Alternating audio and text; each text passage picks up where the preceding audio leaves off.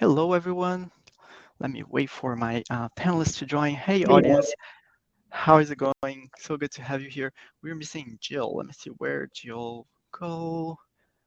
Move to stage. Hey, Jill. Can you hear us? She's coming. How is it going? Hi, audience. Thank you so much for joining us today on this Thursday. I'm so excited about this panel. We're here today to talk about CS as the new sales.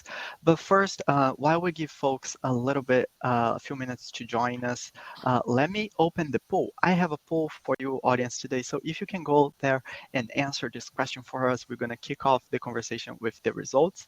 And I'm gonna ask you, my panelists, to do a quick icebreaker. This is a surprise for them. I'm gonna ask you, panelists, what is your favorite holiday song? And if you don't like any holiday songs, what is your favorite holiday meal? So let me start with Jill. What is your favorite holiday song?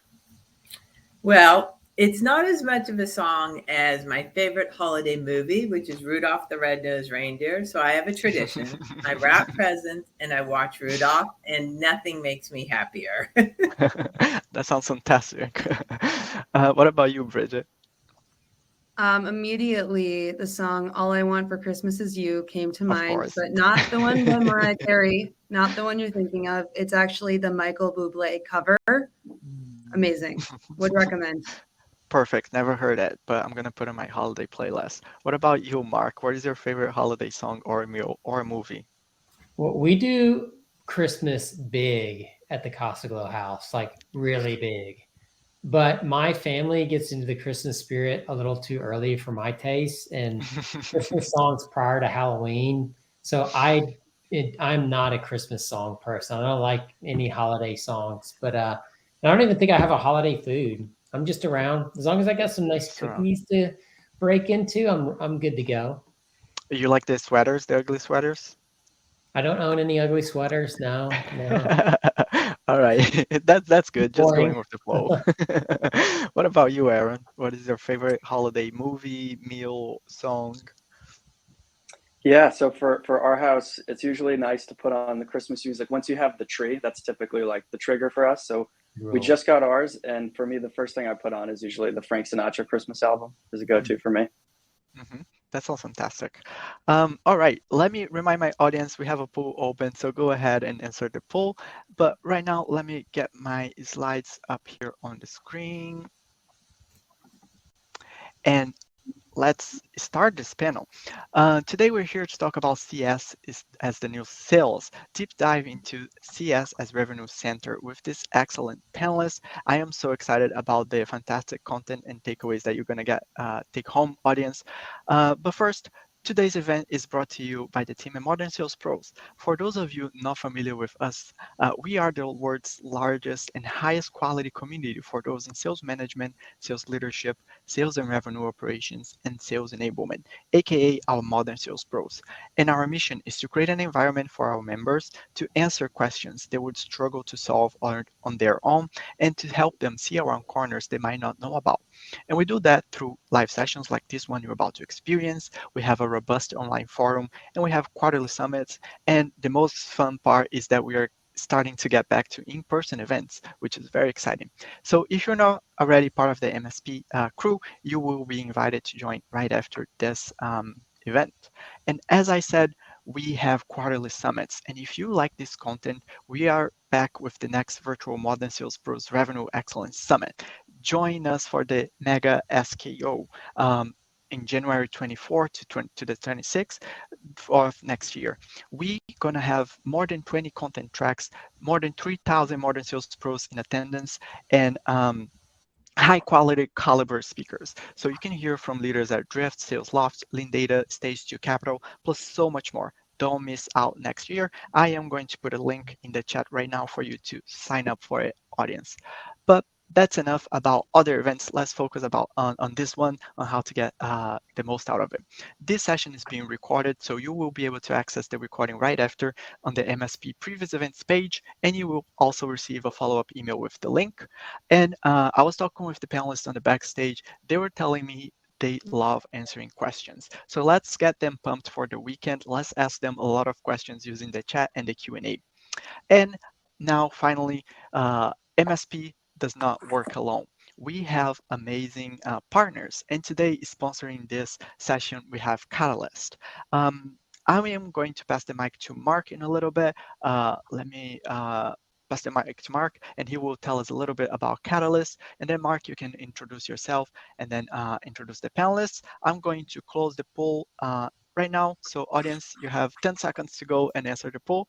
And then Mark will read out the results after that. All right, Mark, so you can tell us a little bit about Catalyst and kick things off. I'll see you later. Thanks, Eduardo. Does anybody else think like Eduardo might be the nicest guy on the planet? Thank you. It's so pleasant with the tone of voice. It makes me want to be your friend. I wish you lived next door. Thank you. I will add you on LinkedIn. All right, great. Well, hey, everybody. Catalyst is a software solution that helps you use your customer base to be a revenue growth engine for your company. And we do that by in four main ways. One is we help you create a more efficient way to go after growth. The second thing that we do is we help you with expansion. We help you with retention. And then lastly is we help you with advocacy, all for the purpose of growing revenue through your customer base, which we all know is the easiest, cheapest, fastest, and least risky way to do that. So that's what Catalyst is. And I am the CRO at Catalyst. I've just been in seat for about 2 months and obviously still getting acclimated to everything. But formerly, I was the SVP of Global Sales at Outreach and was employee one there and helped them grow to over $200 million over 8 years and 1,600 employees. So that's a little bit about me. Why don't we go around the horn and hear about some other people? Aaron, you want to introduce yourself and then pass it to the next person if you'd be so kind. Absolutely. Yeah, so great to be here. My name's Aaron. I am actually coming up on my 5th anniversary at Intercom, where I was the sort of founding member of our customer success team. So I currently manage our North American and Latin American customer success teams. So that's me, and I will pass it to Bridget.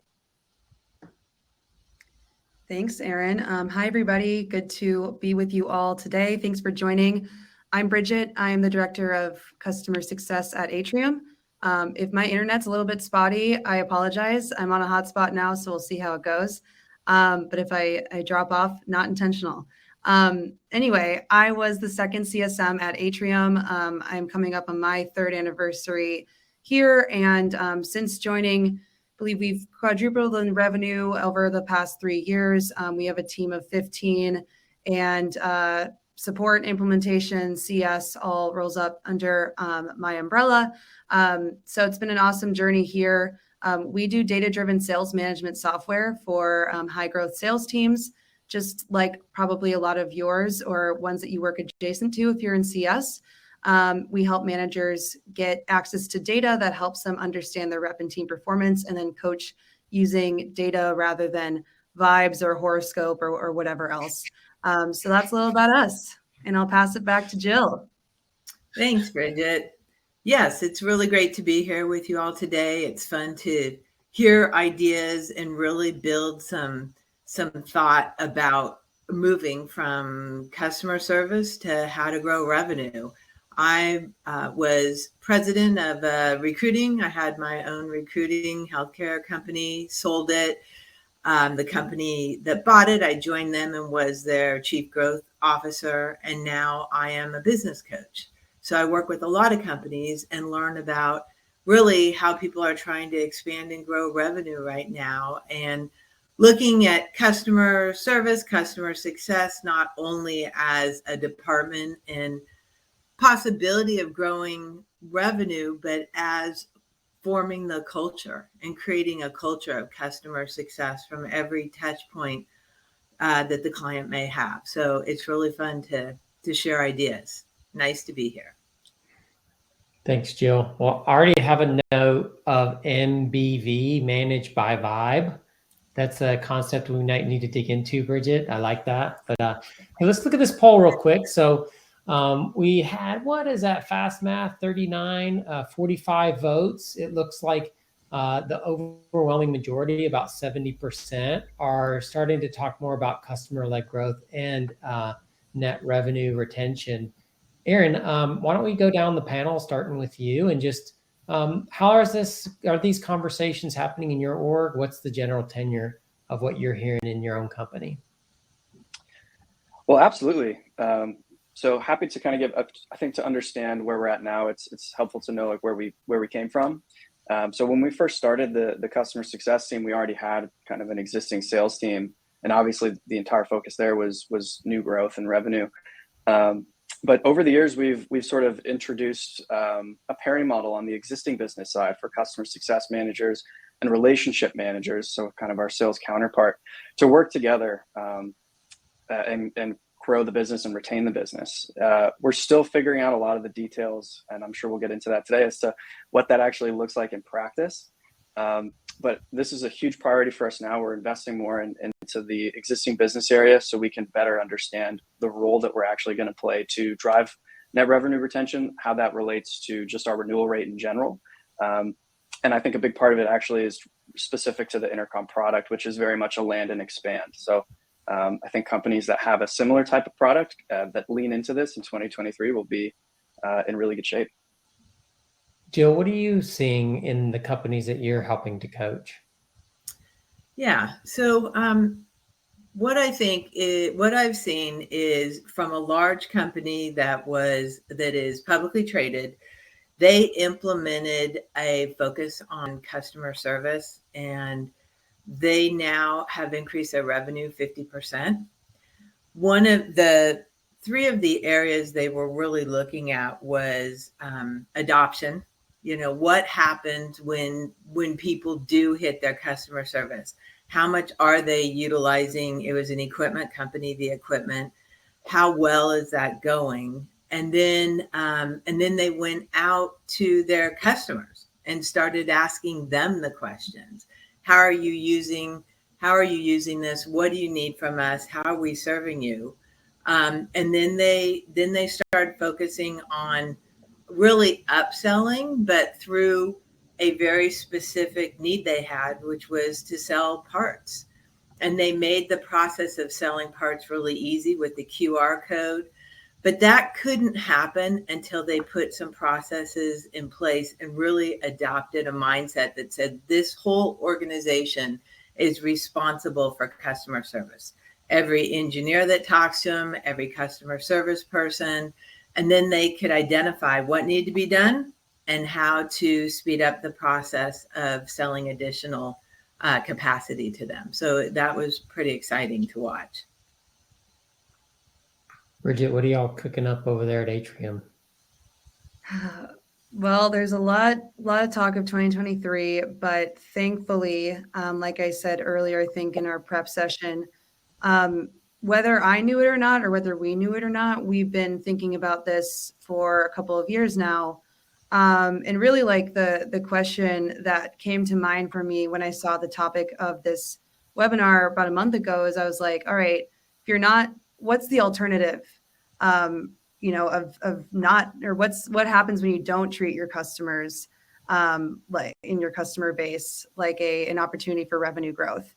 And essentially from my own experience and learning the hard way, it means that you're taking a hit to your NRR or your logo win rate.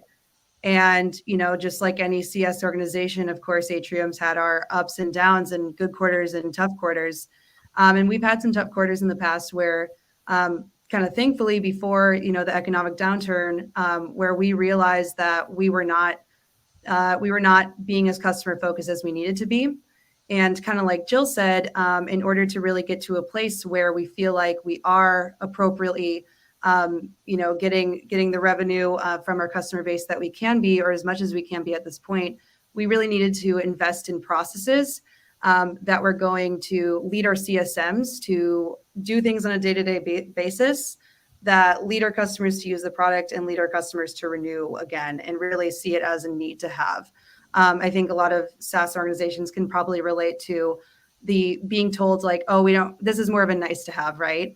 But we really need to become a need to have if we're going to grow as a business, and also if we're going to have metrics that poise ourselves to be attractive to VCs when we want to raise our next round. And what better way to show that you're good stewards of capital than treating your customer base well and retaining them at high levels. So that's, that's definitely our focus and what we've been focused on. But of course, we have some room to grow there. Yeah. Well, we've actually had a really unique perspective at Catalyst, since we directly tie into people's customer data to see exactly how this focus has changed as an industry, and that the importance of making sure that you are treating your customers and getting them value in a way that also allows you to get revenue from them is super important. I used to have this really short, stocky Greek dude that worked for me named Peter. And Peter was this really great relational salesperson. And I always think about this when I think about getting revenue from customers is Peter was the type of guy that could go into an office, meet the receptionist there and say, "Hey, does your brother live 2 towns over and was on the championship wrestling team whose sister was my brother's, matron of honor at, his uncle's wedding?" And they'd be like, "Oh my God, yes, that's me." And he could do that with anybody. Like, he was 7 degrees of Kevin Bacon, dude, like in real life. And we would we'd ride around, and this is back in the day when, you get in a car and ride to customers all over the place in a territory. And finally one day I was like, "Peter, I don't understand why you're not like blowing your quota out. Like, everybody loves you, everybody." And we talked about it, and what we diagnosed his problem is he had forgotten that the point of a professional relationship is to grow revenue. He thought it was to create friends. And like, listen, we all want to create friends and be friends. And we need our customers to be our friends. But really what we need out of our customers is revenue. It's just, can we do it in a way that friends would do it? Or do we do it in a way where one person's taking advantage of the other, or it's the sole purpose and the sole motivation for the relationship? And so I always tell my Peter story when people ask me about what's happening with customers, because it's a perfect example. Like, you have to change your mindset, especially now. So that leads me to a question that my great new friend Jan Young, who challenges me all the time, just ask in the Q&A. And if you guys have questions in there, we'll be working on those. We have some scripted questions too, but I'd rather answer what's on y'all's mind. So Jill, why don't we start you? Jan asked, like, what is customer-led growth? When you hear that word, what does it mean to you? Yes, thank you. So from my perspective, customer-led growth has to do with knowing my customer. And that can be a big challenge, and it's an opportunity. We learn about our customers through everyday interactions, customer service. Maybe whoever's working on the problem learns about their customer. But truly knowing our customer will allow customer-led growth. For example, the opposite story. So when I had my own company, I had Salesforce. There was an add-on to it that allowed me to work with documents and that sort of thing, but I could never quite figure out how to make it work. And ironically, I never heard from the client the entire time until November. Guess why? They wanted me to renew. They had no idea I wasn't using their product. They had no idea that I could have used it really well, and they had another product I probably would have been willing to buy, but they didn't know who I was. So that's kind of the biggest challenge, I think, to customer-led growth is know your customer. How do you know them? How do you aggregate that information, and how do you use it to renew and upsell? Bridget, what does customer-led growth mean to you? I think, Jill, boiling it down to knowing your customer, I echo that. And I think to go a little bit off of that, it's really committing to solving a problem for them. And I say a problem, not a bunch of problems. I mean, you have to kind of focus on one at a time because they're doing a lot of different things. And their life isn't just about the software that they use. There's so much going on in their day-to-days. But if you can help them solve one problem, because they have so many, then I think that is really like the precursor to customer-led growth. Solving problems. People seem to care about that. Aaron. Yeah. So I agree with what's already been said, but I would also add too, it's, investing in your customer success, which will lead to growth of your business. The challenge is, how do you structure your team in a way that facilitates that? And for us, that means, this is probably where Catalyst would be very, very helpful, is having more data-driven decision making available so that you can see which customers need your help and when and how. That will ultimately make them more successful and lead to growth. Yeah. Aaron, I don't know if you read in the chat, but there's a little blue button at the top that you can press if you need a demo. So happy to help you there. Will do. Yeah. So listen, we talk about this a lot at Catalyst. To me, I think what this is a change in mindset, and that has to be followed up with a change in behavior.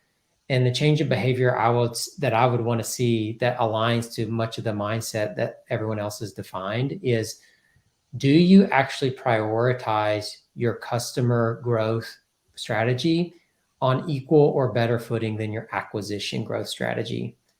And so, here's a really interesting thing I've seen is this Book of Business coin has two sides. One side is AEs get less accounts, and we celebrate it because they're going to spend more time with those customers, which will lead to more revenue. That seems pretty logical.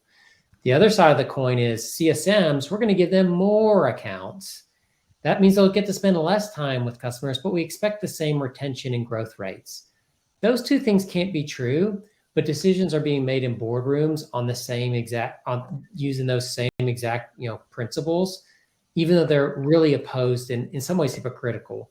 So do we really believe that you need more time to make more money with customers, or do we think that you can spend less time with customers and still make the same or more money? And I think that that's an example of someone that has a conflicted mindset, and therefore their actions aren't going to prioritize customer-based growth over acquisition-based growth. So, all right, let's go. Kimberly here has a great question. What are the pros and cons of factoring in lead generation or upsells into CSM variable comp? So, do any of you have direct experience with that, where you've had CSMs that have had a quota? All right, Aaron, yeah, shoot, get us started, man. Yeah, so I've got some thoughts on this. We actually just went through this past year at Intercom. So for starters, I really believe that the variable portion of the CSM's comp should be really just the core components that we're asking, why do they exist, right? For us, NRR is a really big thing. Retention is a really big thing. So incorporating something like lead generation, as important as it is, into that variable, I think could create the wrong incentives. But I still think it's obviously a very important part of everybody that's in a sales org. And so what we've done instead is actually create spiffs around that. So we have the concept of a CSM qualified lead, which we're really excited about, because in conversations, opportunities come up across. I mean, it would be crazy to say that CSMs couldn't provide this service, but instead of tying it to the variable comp, we just include it as part of maybe you get 1% if this deal closes in whatever sales cycle we're looking at. You could also do, depending on how your sales team's structured, the number of them and a spiff off of that, just a flat amount. There's all sorts of ways that you can do it, I think, to drive that incentive and make it maybe competitive across the team. That's really fun. That's not directly tied to the core variable. Yeah, Jill, go ahead. Yeah, I was looking, just in preparation for this. So TSAIA, are you familiar with them? The Technology and Services Industry Association. Mm-hmm. And they basically came up with some data that showed that when customer service generates the lead, it's about less than 25% the cost of when it's sales and outbound marketing. So that's also something that's helpful, and they tend to do it in less time. They generate the leads in less time. So that, I think, can be helpful as you're thinking through maybe building an incentivized model. And then I just go with my fundamental belief. I think everyone you can that goes at risk for outcomes in your company with their pay, you're always going to have more flexibility and ideally get a better outcome. So just some thoughts. Bridget, a couple interesting thoughts what's some thoughts against making CSM somewhat accountable for lead gen and pipe gen? Yeah, so I think the good news is that I can answer this question having done both of those things for their CSMs before. And actually, our bonus structure for CSMs was entirely based on closed won expansions at their accounts for the past 2.5 years. We literally on Monday just changed our comp plan, and I'll kind of go into why. The reason that we had comped CSMs based on closed win expansions is because at the time of creating the comp plan, that was what we were going for as a company. We had 4 AEs and 4 or 5 CSMs. And at the time, we were just really starting to lean into this land and expand motion. So although AEs were responsible for creating and close winning expansion opportunities, the CSM would get comped for their good work that led to that expansion being successful. So that was cool, and it did help with our expansion, creation, and closing. But frankly, we had one CSM who she's awesome in her job, and she continues to be awesome in her job. And she's super accountable, really, really solutions oriented with her customers, an awesome team player internally as well. And she'd refer a lot of expansions, but they were not close winning at the same rate as others were.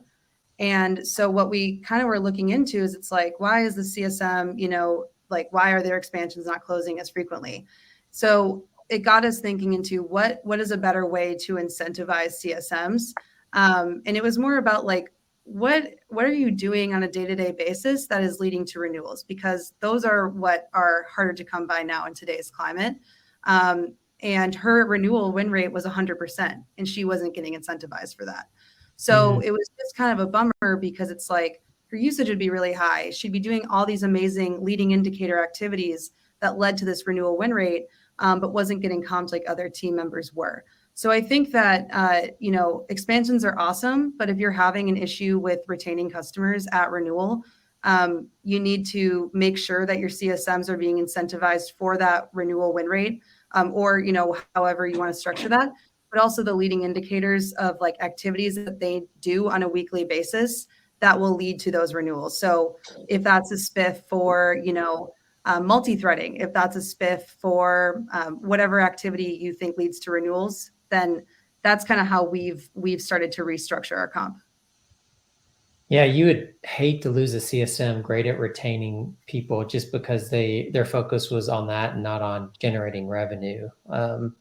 Yeah. That's interesting. I was lucky enough in my first 50 days here at Catalyst, I was able to talk to about 100 CS leaders and learn so much from those conversations. And this is a very big controversy, I think, in the CS world right now, which is if you tie variable comp to lead gen or expansion, that there might be confusion in the customer's mind of, is this person an advisor and a strategic help to me, or are they after me for more money? And so I think that that's something that, we need to unwind and be super clear on. I have a saying I say all the time is like, listen, the more transparent you are, the more likely you are to win. And just like, I think helping people understand, hey, listen, I'm partially comped on you expanding. And part of our conversations will be to set up that kind of an outcome. Part of me, though, is just a really great person that cares about you and wants to be your friend.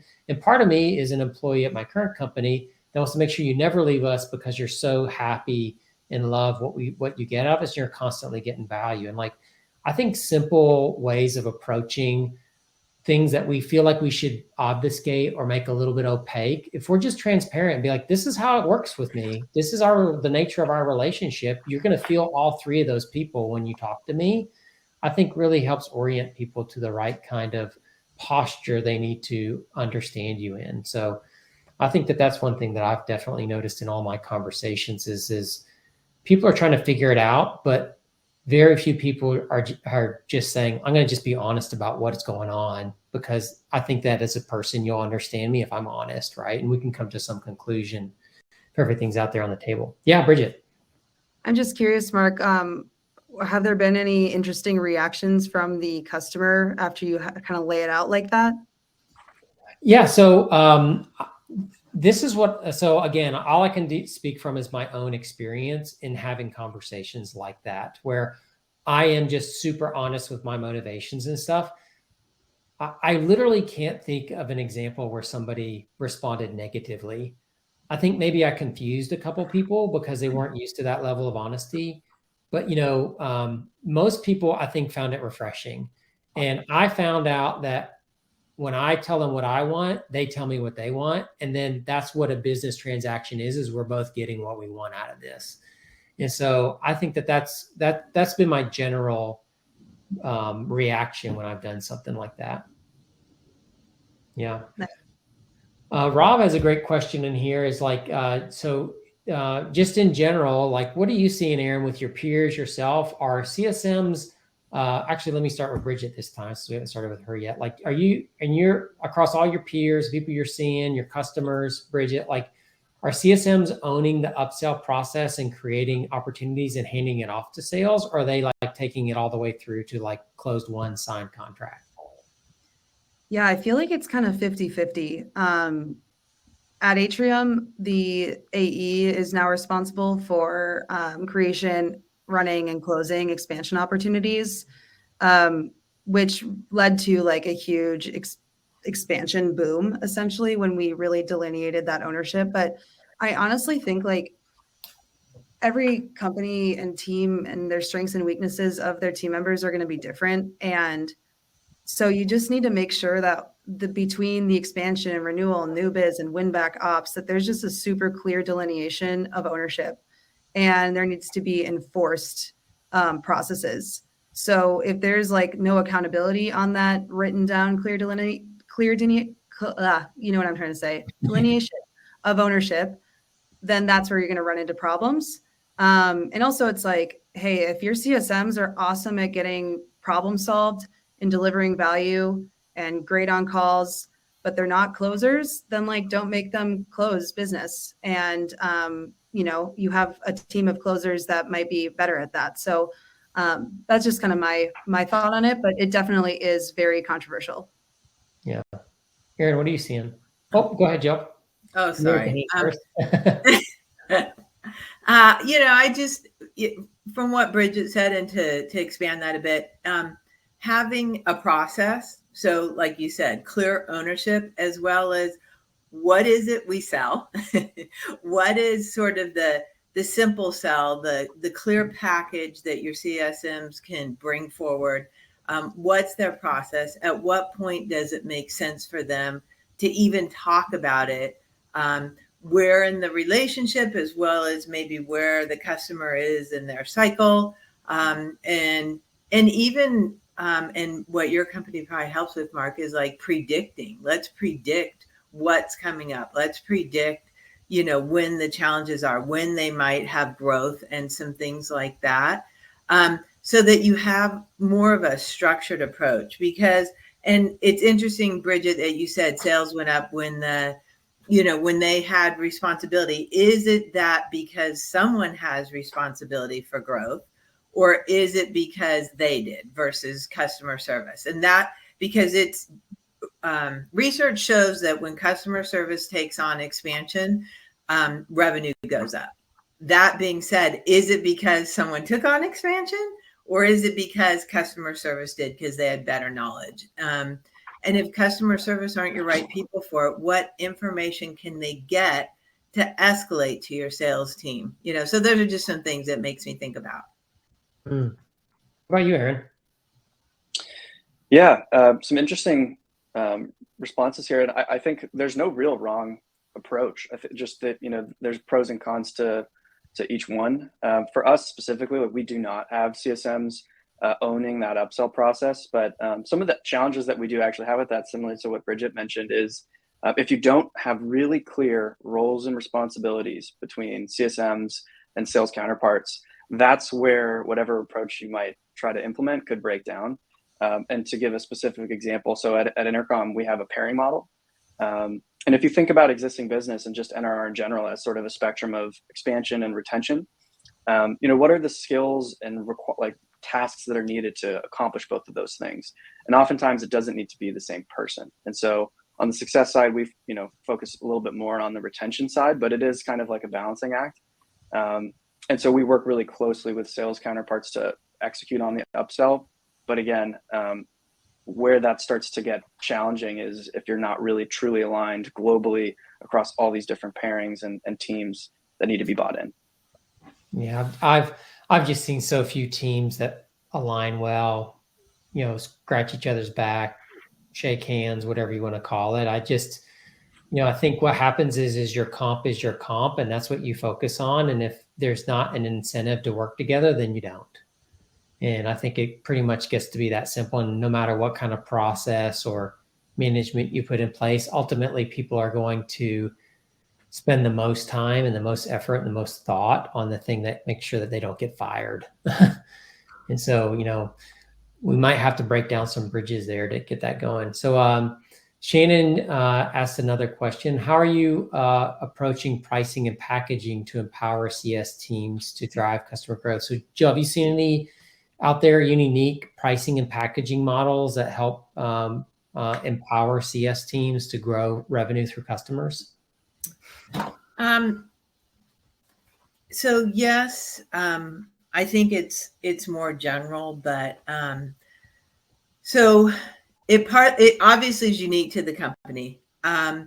So one is a very simple world of orthodontics, and she is trying to bring in more clients. And so she is having her staff in her office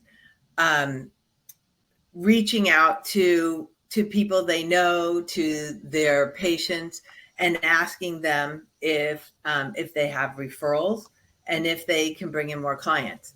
And then she's actually going to where they have their own text code, so that when the people sign up through that text code, it's pretty clear who brought in the referral.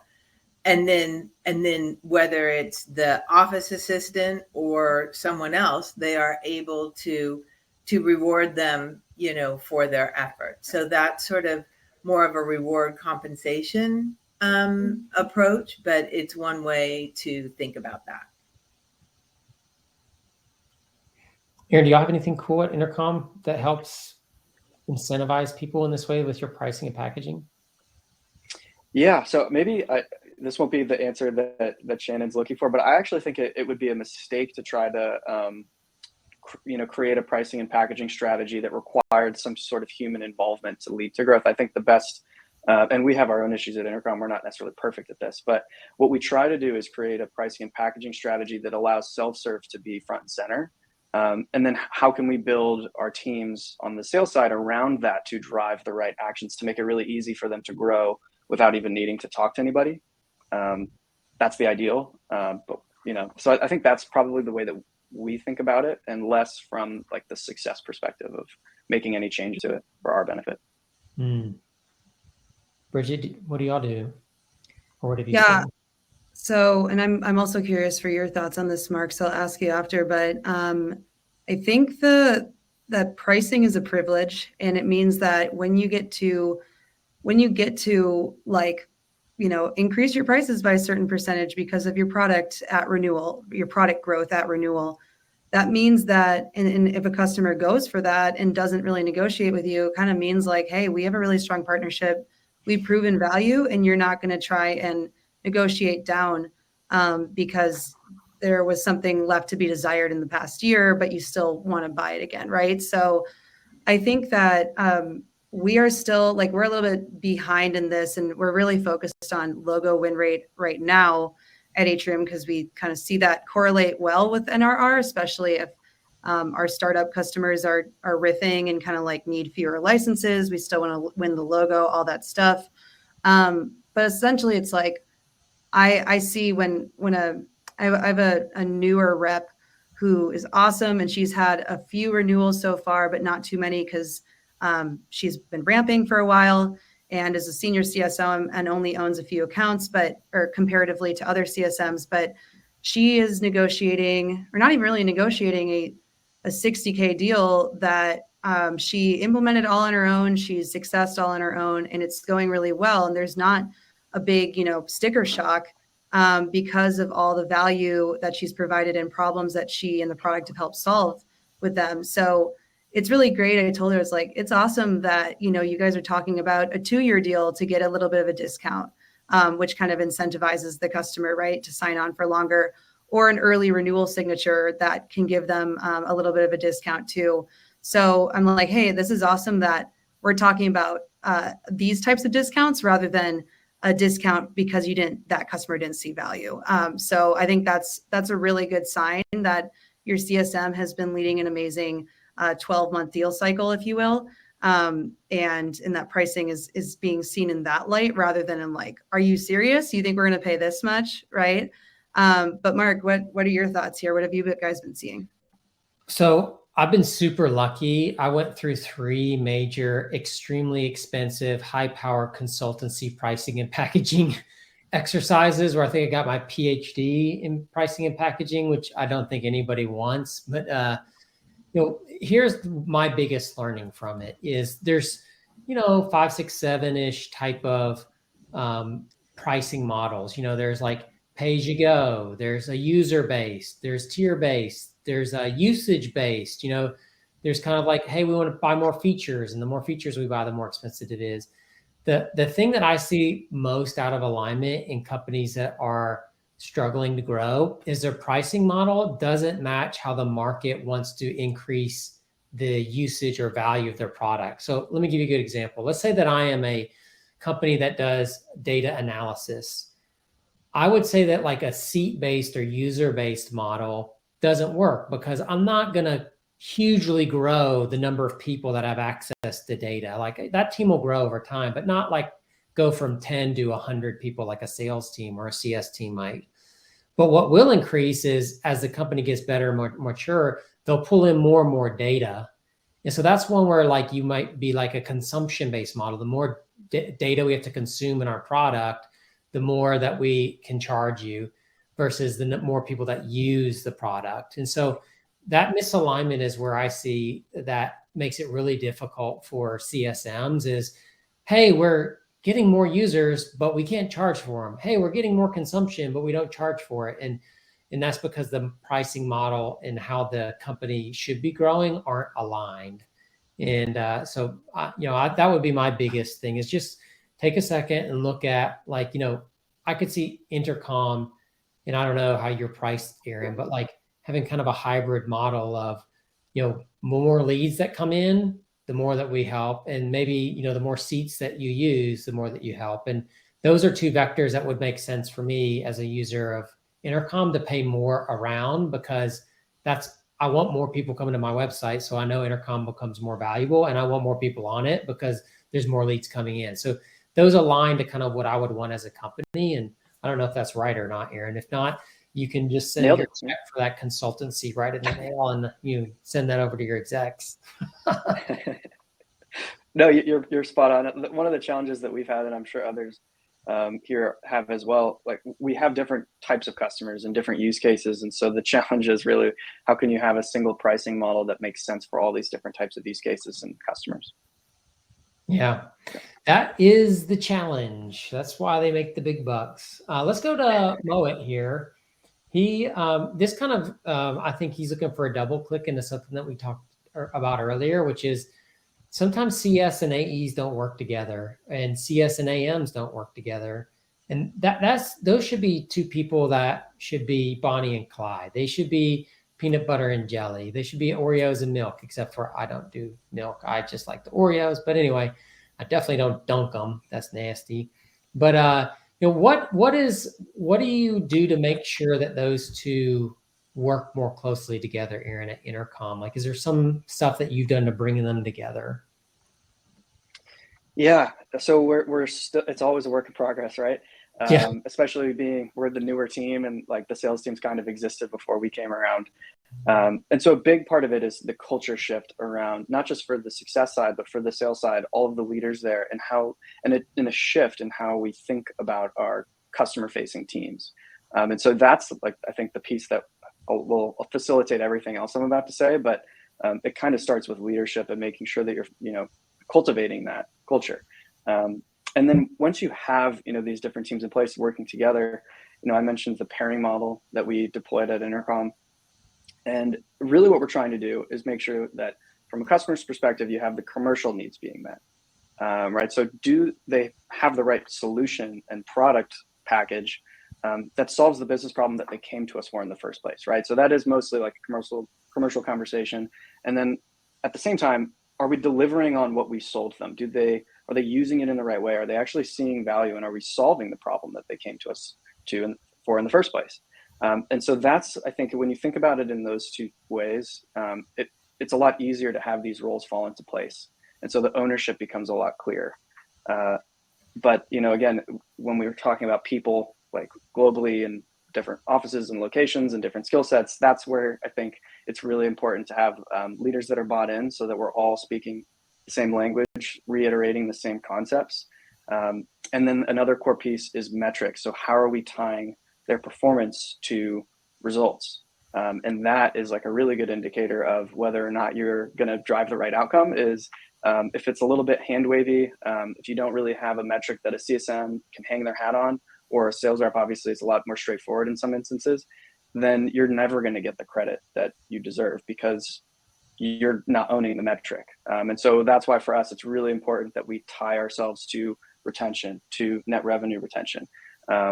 And that ultimately helps tell the story of the impact that we're having. Yeah, go ahead. Yeah. So I have a thought, and it's along the lines of what you're saying, but it's also addressing the biggest challenge is sales versus customer. I call it customer service. Jan said, what do I mean by customer service? Is it support, success? It depends on your company. Sometimes you have customer experience people as well. So depending on how big your company is, you may have customer success, customer service, customer support, customer experience, customer renewal. So I'm sort of throwing them all in that category. But those people traditionally versus sales, it's a challenge, because when you go to your customer service department, success, you're looking for someone to support you. You're looking for an ally. If I'm a client, a customer, and I go to the customer service, I'm looking for a partner and someone who's going to help me. When you call me as a salesperson, I know you want something from me. And so how do we turn traditional people that are our allies into people that are also selling to us? And I love Mark's approach, transparency and honesty. I also love you understand the product, you understand your pricing and packaging options. They're very clear, they're very specific. You know what's within your realm and maybe what you need to refer to sales. So I think it's a challenging dynamic that as soon as you acknowledge it and you try and bring it together, even through regular customer service and sales meetings and conversations and listening, you're going to get to the solution probably faster, but it's an inherent challenge. What about you, Bridget?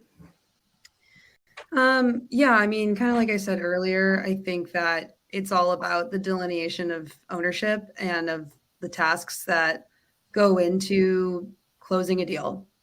And I'm really grateful to have worked for leaders at Atrium who actually are very generous when it comes to giving credit where it's due around, like, if there's an expansion that closes at an open opportunity, not saying that this is super scalable, but like if there genuinely is a clash that could be resolved over a few hundred or like dollars, and it would kind of make both sides feel like they got credit for the work that they did in closing that deal, it honestly might be a higher price not to pay that money than it would be to just pay it, because like Aaron was saying, the culture and the trust between those two teams is absolutely crucial to growing your business and, and just like making it a pleasant place to work. So I'm grateful that I've kind of like had those two as examples in terms of giving credit where it's due. And if like that's in the form of money, if that's what people kind of want to feel like they were credited for what they did, then that's great. But also, like, what are other motivations that your team members have that you could kind of use to incentivize the good work, right? Is it like opportunities to,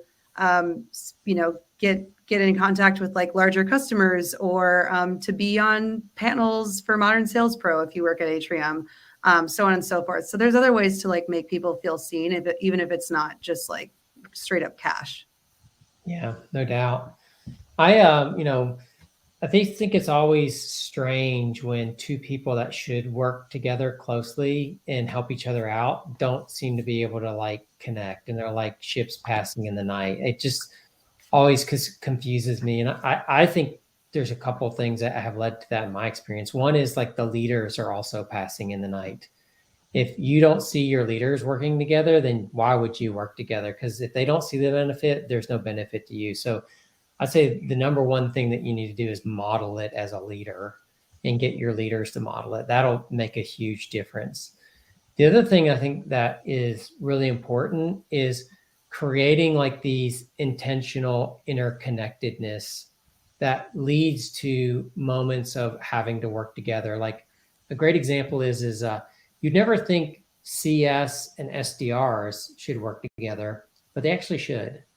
That's because CS understands the qualifications of a great customer way better than anyone else in the company. And if they inform the SDRs on how to qualify leads better, not in an impossible qualification, but we'll still take the hard deals, just not the impossible ones, then now we can get better top of funnel leads. And so like, I think that that's an example of like, I do that at Catalyst. Every quarter, we're going to review our qualifications to make sure nothing's changed from the CS side. I'll make sure those CS and SDR leaders get together, and then they can see, because we'll send out an email that says, hey, we've verified that our qualification metrics are leading to high conversion and really happy customers because we've involved other people to make sure that that's happening. So that's a really awesome way I've seen of doing it, is just build that connective tissue through some of the processes and getting other people's opinion and stuff. So I think we have time left for like one more question here with Michelle, the first person to get 3 upvotes on their question. And I think this is an awesome one. So first person to raise their hand gets to start our answer on this last one. So at what stage do you build a CS ops and enablement org? Right now, efficiency is key, money's tight.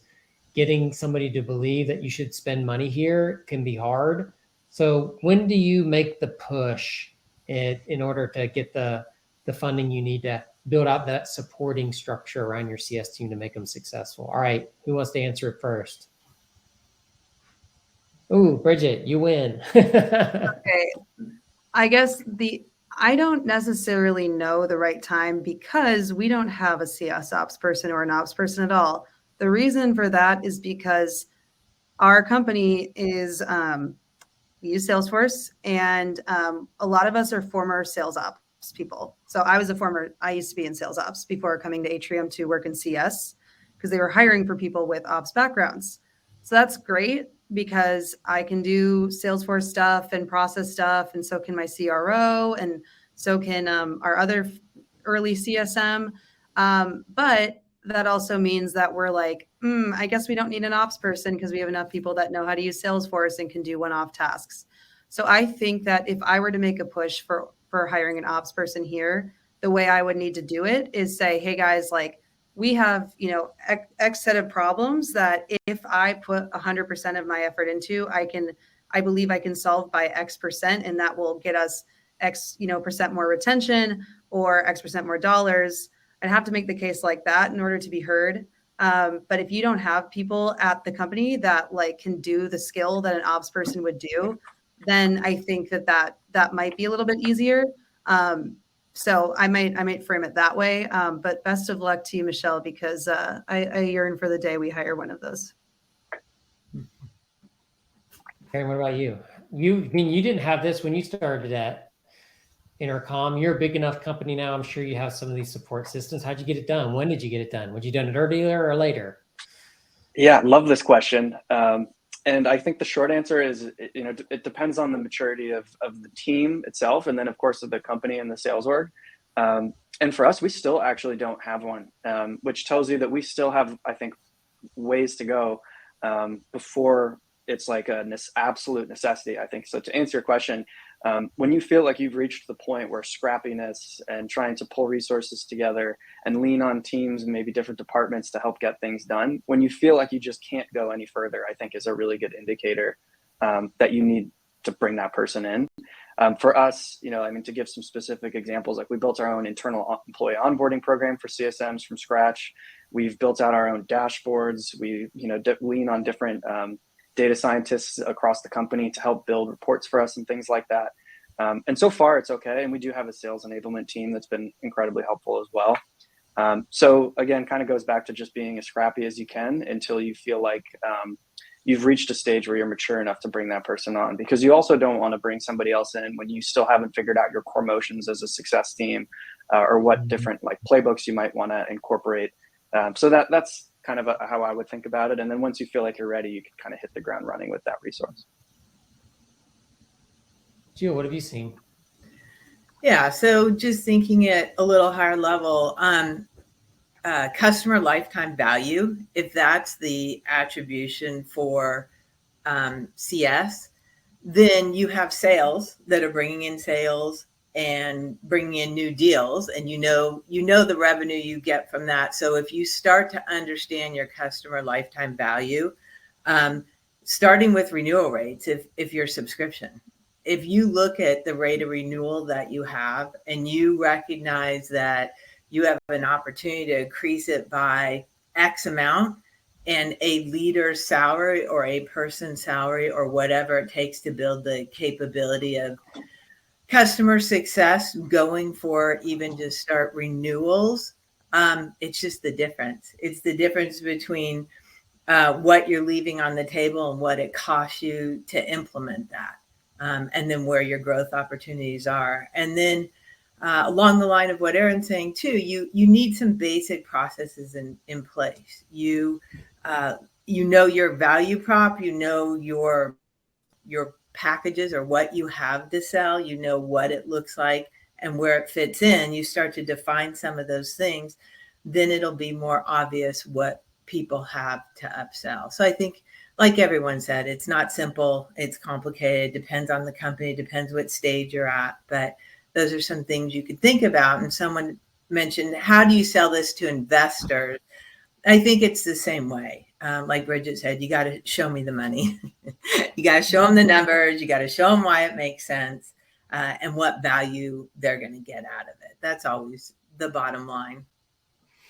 Yeah. Listen, maybe I make it too easy, Jill, but like to me is, if you want to operationalize what you do and quit working off of like the jazz improv thing, you have to have people that, one, can figure out what you're doing right, two, document it, and three, operationalize and codify it inside of technology and other stuff.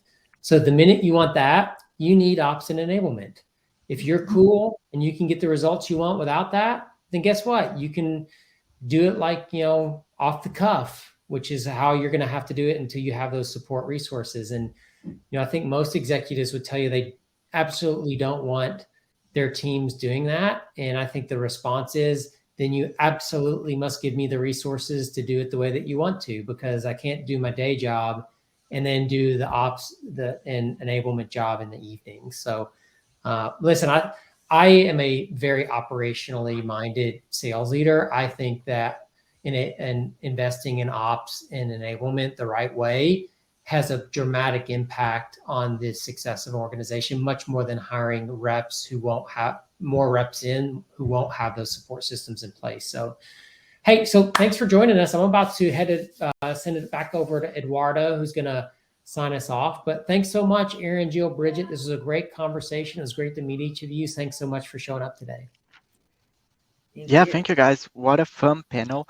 Audience, we are going to wrap things up. But first, I want to say thank you to everyone for attending. Audience, you are the best part of MSP. Thank you so much for the questions. I also want to say thank you to the amazing Catalyst. They're sponsoring this event. There is a button at the top of this page for you to request a demo and learn what they're up to. And also, finally, thank you, Bridget, Mark, Jill, and Aaron for providing this great content. The recording and key takeaways will be available in our site shortly. And don't forget to check out our upcoming events. I will see you next time. Panelists, we can go hang out backstage. Let's say bye to our audience. Bye, audience. Thank you so much. Bye. Thank you.